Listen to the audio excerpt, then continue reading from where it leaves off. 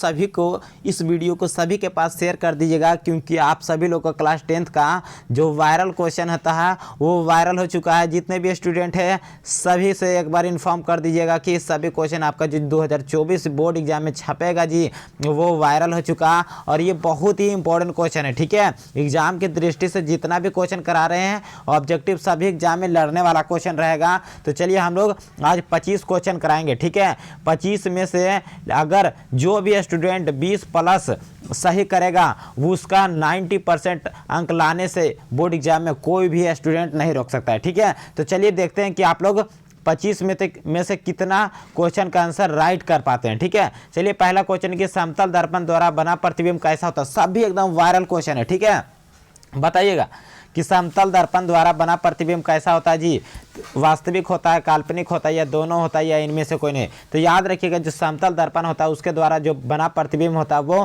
काल्पनिक होता है। ठीक है, तो याद रखिएगा ऑप्शन नंबर इसका बी बिल्कुल राइट आंसर होगा, सिर्फ और सिर्फ काल्पनिक होता है। ठीक है, चलिए नेक्स्ट क्वेश्चन की ओर आगे बढ़ते हैं। अगला क्वेश्चन आप सभी लोग के सामने है, दूसरा नंबर क्वेश्चन है कि प्रकाश तरंग उदाहरण है। प्रकाश तरंग उदाहरण है ध्वनि तरंग का, विद्युत चुंबकीय तरंग का, पराबैंगनी तरंग का, या प्रस्रव्य तरंग का। सभी स्टूडेंट 25 में से आप सभी लोग कितना सही कर पाते इस पर टिके रहिएगा। ठीक है, चलिए बताते रहिएगा। 25 क्वेश्चन में से 20 प्लस जो भी स्टूडेंट करेगा बहुत ही बेहतरीन छात्र होंगे, उनका तैयारी बहुत ही बेहतरीन। अगर 20 से कम कर रहे हैं तो आपको डेली जिस तरह से करा रहे हैं उसी तरह जुटे रहिएगा, मेहनत करते रहिएगा। जिसका याद नहीं होगा आपको याद करते चलना है। ठीक है, बिल्कुल आप सभी का भी मजबूत हो जाएगा। चलिए तो दूसरा की याद रखिएगा, जो प्रकाश तरंग होता है वह उदाहरण होता है विद्युत चुंबकीय तरंग का, यानी ऑप्शन नंबर बी विद्युत चुंबकीय तरंग, ऑप्शन नंबर बी। ठीक है, चलिए नेक्स्ट क्वेश्चन है 3 नंबर के किसी माध्यम के अपवर्तनांक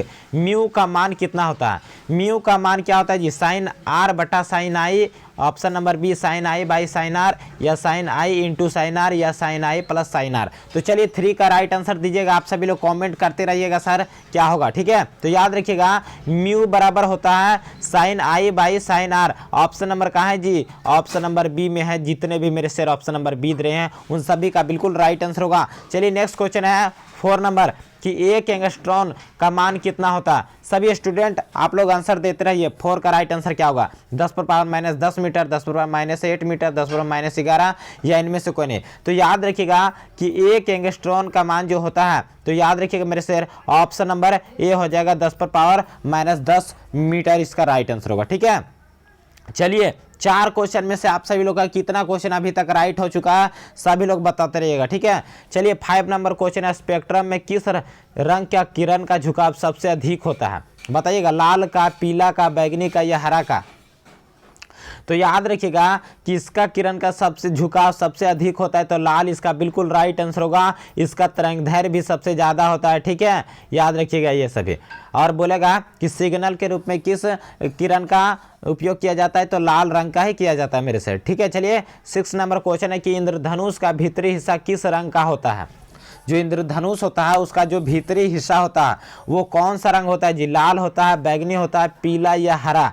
तो आप सभी जो भी स्टूडेंट पढ़ रहे हैं मेहनत कर रहे हैं उन सभी लोग को एकदम बिल्कुल आंसर आ रहा है जी। क्या होगा, बैंगनी। इसका बिल्कुल ऑप्शन नंबर बी होगा मेरे शेर, बैंगनी रंग का जो भीतरी होता है। ठीक है, इंद्रधनुष का भीतरी हिस्सा वो बैंगनी रंग का होता है। ठीक है, चलिए नेक्स्ट क्वेश्चन है 7 नंबर कि विद्युत फ्यूज विद्युत धारा के किस प्रभाव पर कार्य करता है मेरे सर।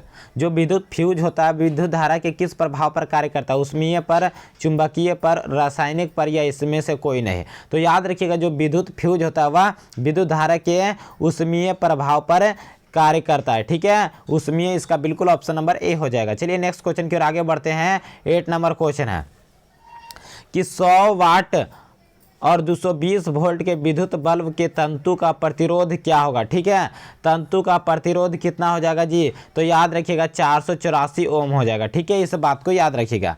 चलिए अगला क्वेश्चन है 100 वाट का विद्युत बल्ब, 9 नंबर क्वेश्चन है। 100 वाट का विद्युत बल्ब 250 वोल्ट के विद्युत मेन से जोड़ा जाता है, तो बल्ब से प्रवाहित धारा का मान क्या होगा।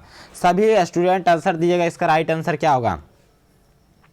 तो याद रखिएगा मेरे शेर, देखिए कि आपको बोला प्रवाहित धारा का मान। ठीक है, तो यहाँ पर बताने का आप लोग सभी स्टूडेंट प्रयास कीजिएगा। ठीक है, 9 का राइट आंसर क्या हो जाएगा, तो याद रखिएगा 9 का बिल्कुल ऑप्शन नंबर हो जाएगा बी 0.4 एम्पियर, इसका बिल्कुल राइट आंसर होगा। ठीक है, याद रखिएगा। और नॉमरिकल भी क्वेश्चन 2-4 क्वेश्चन आपका आता है। ठीक है, ऑब्जेक्टिव में। चलिए आगे बढ़ते हैं। 10 नंबर क्वेश्चन है कि निम्नलिखित में से कौन सा पद विद्युत परिपथ में विद्युत शक्ति को निरूपित नहीं करता है, I square R, option number B I R square, या भी इंटू आई या भी स्क्वायर बाई आर। बताइएगा कि विद्युत परिपथ में विद्युत शक्ति को निरूपित कौन नहीं करता है। तो याद रखिएगा आई आर स्क्वायर है जो विद्युत शक्ति को निरूपित नहीं करता, यानी ऑप्शन नंबर क्या हो जाएगा मेरे शेर, ऑप्शन नंबर 20 का बिल्कुल राइट आंसर होगा। चलिए 11 नंबर क्वेश्चन है कि विद्युत धारा उत्पन्न करने की युक्ति को क्या कहा जाता है। बहुत इंपॉर्टेंट क्वेश्चन है जी। ठीक है, सभी क्वेश्चन छापेगा, इस बात को याद रखिएगा। तो याद रखिए विद्युत धारा उत्पन्न करने की युक्ति को जनित्र कहा जाता है, गैल्वेनोमीटर कहा जाता है, मीटर या मीटर। मेरे सिरो बताइएगा। तो विद्युत आप सभी को पता है कि विद्युत धारा उत्पन्न करने की युक्ति को जनित्र कहा जाता है, जिसे आम बोलचाल की भाषा में जनरेटर कहा जाता है। ठीक है, चलिए 12 नंबर क्वेश्चन है, बताइएगा कि प्राकृतिक में पृथ्वी पर ऊर्जा का मुख्य स्रोत क्या है। ठीक है, पृथ्वी पर ऊर्जा का मुख्य स्रोत क्या है जी, कोयला है, सूर्य है, पानी है या लकड़ी है। बताइए सभी स्टूडेंट। तो याद रखिएगा प्राकृतिक में पृथ्वी पर ऊर्जा का मुख्य स्रोत सूर्य है। ठीक है, क्या है, सूर्य है सबसे बड़ा स्रोत। ठीक है, याद रखिएगा ऑप्शन नंबर बी हो जाएगा। चलिए अगला क्वेश्चन है 13 नंबर कि ग्लोबल वार्मिंग के लिए कौन सी गैस उत्तरदायी है। ग्लोबल वार्मिंग के लिए कौन सी गैस उत्तरदायी है जी, बताइएगा। नाइट्रोजन, कार्बन डाइऑक्साइड, ऑक्सीजन या अमोनिया। सभी स्टूडेंट बताइएगा। तो याद रखिएगा जो ग्लोबल वार्मिंग के लिए उत्तरदायी गैस है वो सभी को पता है जी, कार्बन डाइऑक्साइड। ठीक है, CO2 ऑप्शन नंबर बी हो जाएगा इसका राइट आंसर। मेरे शेरो बताइएगा कि साग सब्जियों का विघटित होकर कंपोस्ट बनना किस प्रकार की अभिक्रिया का उदाहरण में से। कई बार इस क्वेश्चन को आप सभी को बता चुके हैं जी। देखिए बताइएगा, उष्माशोषी होगा, उष्माक्षेपी होगा, उभयगामी होगा या प्रतिस्थापन होता है। देखिए जब साग सब्जी सड़ गल जाता है तो उससे क्या होता है, दुर्गंध निकलता है। तो हम लोग पढ़े थे उष्माक्षेपी अभिक्रिया वैसी अभिक्रिया जिसमें अभिक्रिया के दौरान क्या होती है, उष्मा निकलती है, उसे ही उष्माक्षेपी अभिक्रिया हो जाएगा। तो जब साग सब्जी सड़ गल जाता है तो उससे क्या दुर्गंध निकलता है, यानी ऑप्शन नंबर 20 का बिल्कुल उष्माक्षेपी अभिक्रिया हो जाएगा मेरे से। ठीक है, चलिए नेक्स्ट क्वेश्चन है 15 नंबर कि जब जिंक को कॉपर सल्फेट के साथ अभिक्रिया कराया जाता है तो ZnSO4 बनता है और कॉपर को अलग कर देता है। तो यह किस प्रकार की अभिक्रिया का उदाहरण है मेरे से, जल्दी से बताइएगा। तो संयोजन अभिक्रिया है, विस्थापन अभिक्रिया है, द्विविस्थापन अभिक्रिया या वियोजन अभिक्रिया। तो जब कॉपर को अलग कर दिया जी तो यह विस्थापन अभिक्रिया का उदाहरण हो जाएगा। ठीक है, ऑप्शन नंबर बी हो जाएगा इसका बिल्कुल राइट आंसर। चलिए 16 नंबर क्वेश्चन है कि संगमरमर का रासायनिक सूत्र क्या होता है। चलिए बताइएगा 15 में से आप सभी लोग, चलिए कितना अभी तक सही हुआ। ठीक है, संगमरमर का रासायनिक सूत्र क्या होता है, तो याद रखिएगा ऑप्शन नंबर ए होगा CaCO3। ठीक है, चलिए नेक्स्ट क्वेश्चन के आगे बढ़ते हैं। अगला क्वेश्चन है 17 नंबर कि कोई विलयन लाल लिटमस को नीला कर देता है, उसका पीएच मान कितना होगा। कोई विलयन लाल लिटमस को नीला कर देता है तो उसका पीएच मान कितना होगा। देखिए 7 होता है उदासीन विलयन का पीएच मान, 7 से कम अम्लीय होता है और 7 से ज़्यादा क्षारीय होता है। ठीक है, आप सभी स्टूडेंट को पता है। तो कोई विलयन लाल को नीला कर देता है मेरे से, ठीक है, तो उसका पीएच मान कितना हो जाएगा। तो बहुत ही शानदार, सभी का आंसर आ रहा है इसका बिल्कुल ऑप्शन नंबर डी हो जाएगा मेरे से, 10 हो जाएगा। ठीक है, चलिए 18 नंबर क्वेश्चन है कि सीसा और टीन के मिश्र धातु को क्या कहा जाता है। सीसा और टीन के मिश्र धातु को क्या कहा जाता है, तो याद रखिएगा सोल्डर कहा जाता है। ठीक है, ऑप्शन नंबर ए हो जाएगा। चलिए 19 नंबर क्वेश्चन है कि शुद्ध सोना को व्यक्त किया जाता है, यानी शुद्ध सोना कितने कैरेट का होता है। तो सभी स्टूडेंट को पता है 24 कैरेट का होता है शुद्ध सोना। ठीक है, चलिए 20 नंबर क्वेश्चन है, एक धातु जो हथेली पर पिघलने लगती है उसे क्या कहा जाता है। सोडियम कहा जाता है, सीजियम कहा जाता है, चांदी या लिथियम। तो याद रखिएगा जो जो हथेली पर पिघलने लगती है उसे सीजियम कहा जाता है, यानी ऑप्शन नंबर 20 का बिल्कुल राइट आंसर होगा मेरे शेर। 21 नंबर क्वेश्चन है C6H6 का आणविक द्रव्यमान कितना होता है? तो याद रखिएगा C6H6 का जो आणविक द्रव्यमान होता है वो 78 होता है। ठीक है, ऑप्शन नंबर सी इसका राइट आंसर होगा। चलिए अगला क्वेश्चन है 25 तक कराएंगे जी। 25 में से आप लोग कितना सही कीजिएगा हमें बताइएगा।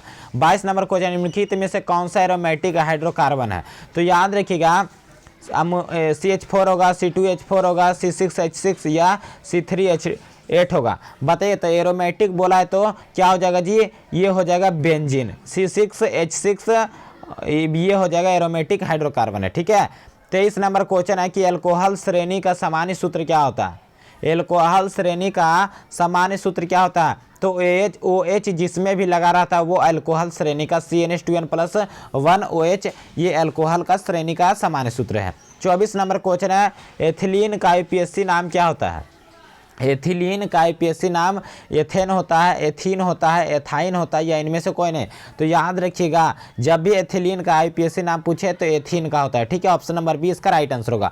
25 नंबर क्वेश्चन और लास्ट क्वेश्चन है कि आवर्त सारणी में कितने वर्ग होते हैं मेरे शेरों? कई बार बता चुके हैं। तो जब वर्ग बोलेगा तो 18 वर्ग होते हैं, और आवर्त बोलेगा आवर्त में आवर्तों की संख्या कितना होता है? तो 7 होता है मेरे से। तो चलिए 25 में से आप लोग कितना क्वेश्चन का आंसर सही दे पाए हैं? बहुत ही बेहतरीन आंसर मुझे उम्मीद होगा। और जो भी स्टूडेंट 20+ किए हैं 20+, उन सभी को सभी लोग कमेंट कीजिएगा सर मेरा उन सभी के लिए बहुत ही बेहतरीन होगा। उन सभी का तैयारी बहुत ही मस्त है। तो चलिए फिर मिलते हैं नेक्स्ट वीडियो में नेक्स्ट विषय के साथ। तब तक के लिए धन्यवाद।